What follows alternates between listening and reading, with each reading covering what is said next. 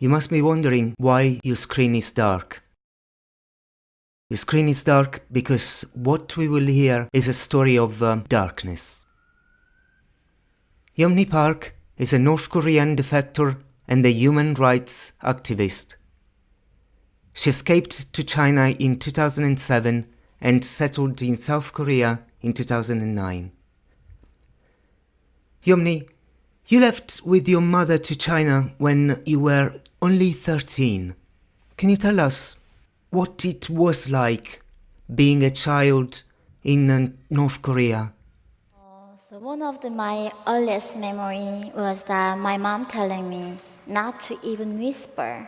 The birds and mice can hear my whisper. So I was so surprised when I came to West. In the society, and parents encourage their children to speak up and express their feelings.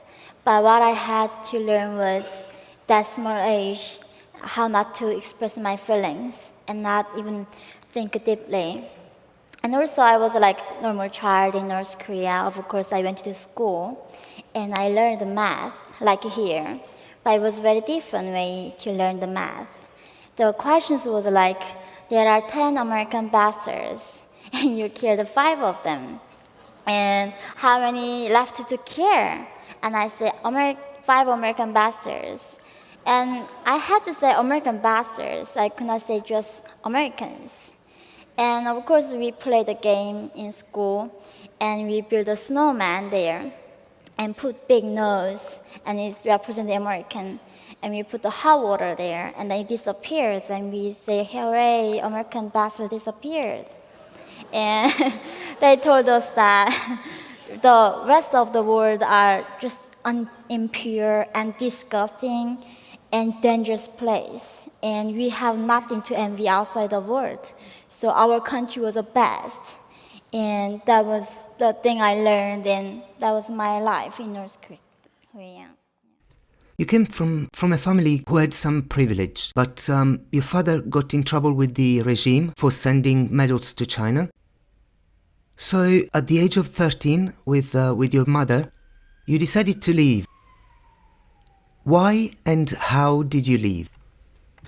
Oh, so North Korea is everything is not free. We cannot choose what to wear. We cannot want to sing the songs that we want to sing. Government telling us what to do, what to wear, what to watch.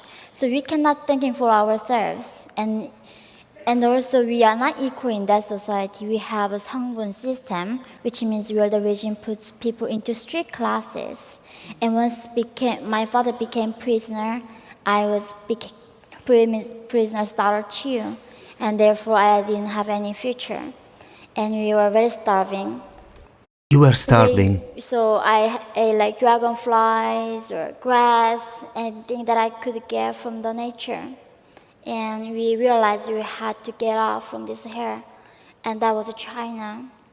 So in 2007, my sister left first, and my mother and I followed it later.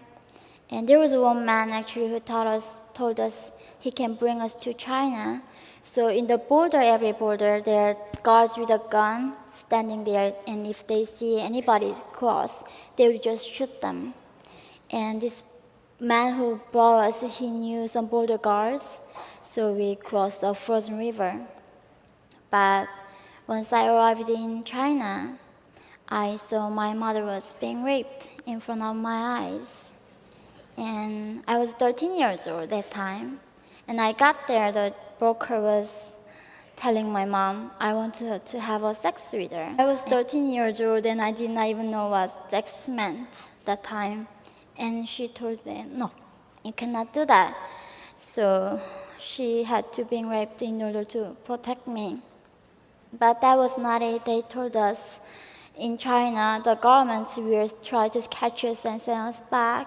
So if you wanted to live in China, then you have to get married with a Chinese man. And unless if you don't, you can go back. But if going back to North Korea is death sentence, anyway, we are going to die for the starvation. So at the age of 13, and my mom, I was separated, and she sold for a Chinese broker, and both of us have been trafficked. Yeah. There came a time while you were living with this man that you could be reunited with your mother. How did that happen? I never knew what human trafficking was, and I couldn't imagine how people can selling people, right? And I just could not believe they were negotiating price in front of my eyes.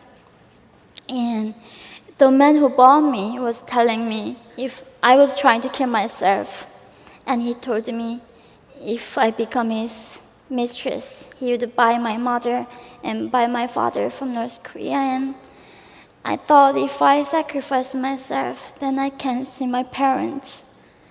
And I decided to be his mistress. And he brought my mom back, and he brought my father from North Korea. But once my father arrived in China, he was very sick, and he got the colon cancer from the prison year. So he also died for the colon cancer eventually. You and your mother stayed together and decided to get out of China. We did not know there was a way for us to find asylum, but we heard if we go to South Korea, we can have the asylum there. And we just wanted to give a last try. We just wanted to live like human beings with dignity. And we decided to walk and across the Gobi Desert. So 5 people in our team, we walked and crawled. Walking through the desert must have been so cold. It was in the minus 4 degrees, and it was one day. And we followed the compass first time, but we could not use the compass later, so we had to follow the stars to north. During the summertime, the censorship might be more harsh than usual, so in the minus 4 degree, nobody thinks some people would cross the desert, and just chose that time, and it was just really randomly, and I was lucky, so I was 15 years old. Of course, I felt very, you don't want to die. And we were ready to kill ourselves, so we brought knives and poison with us if we caught by Chinese police or if we were sent back to North Korea. But that time when I crossed that desert, I felt really only the stars were with us.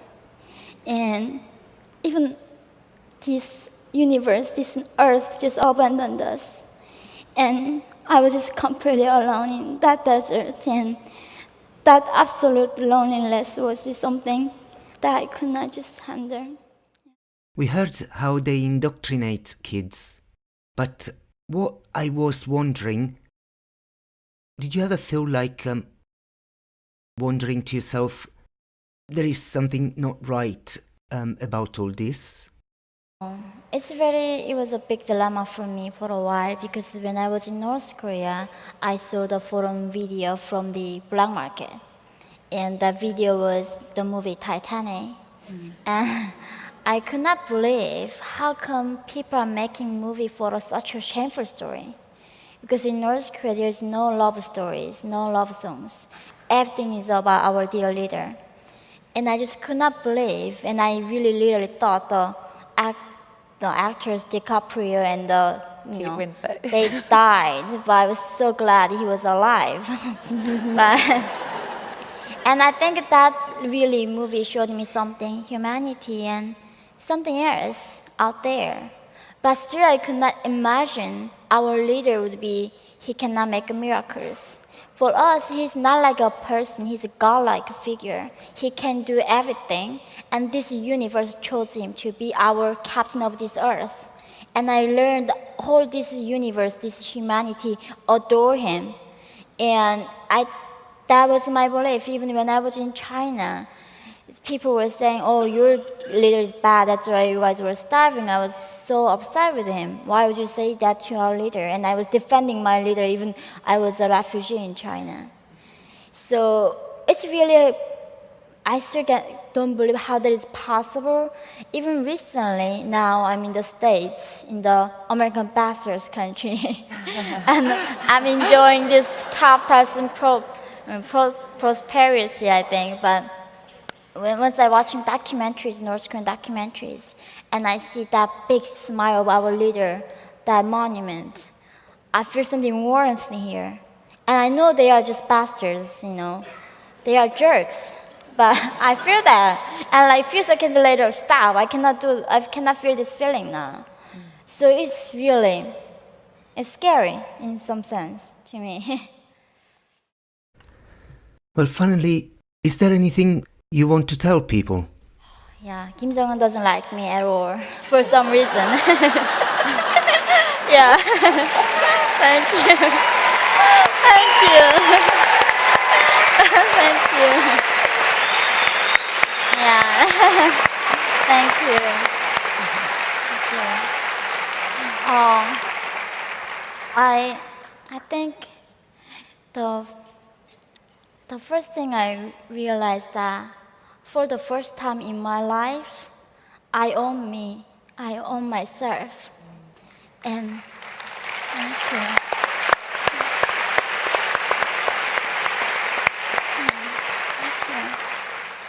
And this is so powerful to me. I never owned myself. I was belong to the States. I was belong to a man who bought me. But so many people are not on themselves. And I have a voice now. This freedom allows me to have a voice. I want to use this voice, and I want everyone to use their voice to shed light on the darkest place in the world. I wanted to say that the people in North Korea are dying for food and dying for freedom. It's not the freedom I'm talking about, freedom of expression or speech. Just freedom of wearing jeans or watching movies. They don't even have that in North Korea. But these people are just like us. The girls being sold for $200, like 13 years old, 15 years old. They feel what you feel. And the people in North Korea, they have hope. They love parents, they love their sons. And that's why I want to tell the world, these people are just like us. They deserve what we deserve here. And I think I want to let the world know we are same. And that's why it's not only North Korean human rights. As a human being, it's our rights. If people can treat it like this way in North Korea, I think it all makes us less human. And yeah, I think.